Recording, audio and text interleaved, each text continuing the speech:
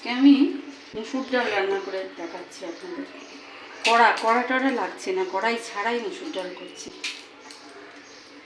কড়াই নেই, তেলের অত ঝামেলা নেই, ফোড়ন টোড়ন নেই।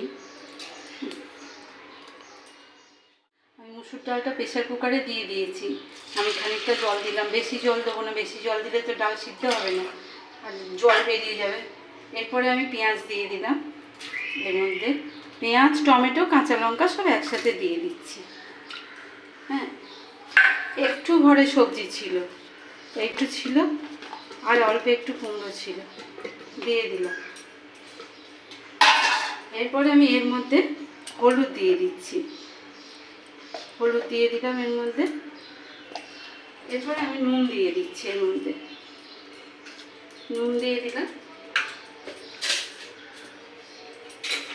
এর মধ্যে একটু সামান্য মিষ্টি, যদি মিষ্টি খান তাহলে মিষ্টি দেবেন। আমি মিষ্টি খাই, আমার মিষ্টি ছাড়া ভালো লাগে না। খুব সাধারণ রান্না। দিয়ে যখন ডালটা হয়ে যাবে তখন কাঁটায় ঘেটে নেব। এটা কাঁটায় ঘেটে নেওয়ার পরে আর একটা বাটিতে আমি গরম জল করে তারপরে এই ডালটা দেবো। আর তারপরে যখন একটু ডালটা ফুটে যাবে আমি কাঁচা তেল দিয়ে নামিয়ে নেব। আমি এখন ডালটা সেদ্ধ বসাই।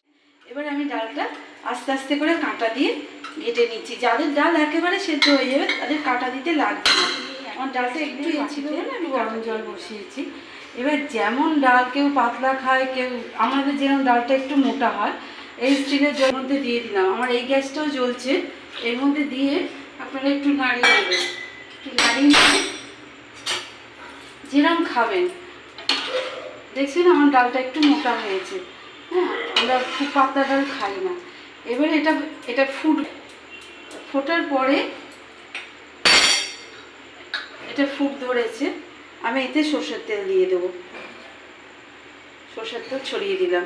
খুব তেল লাগলো কি, কম তেলেই হয়ে গেল। ব্যাস, আমার রান্নাটা কমপ্লিট।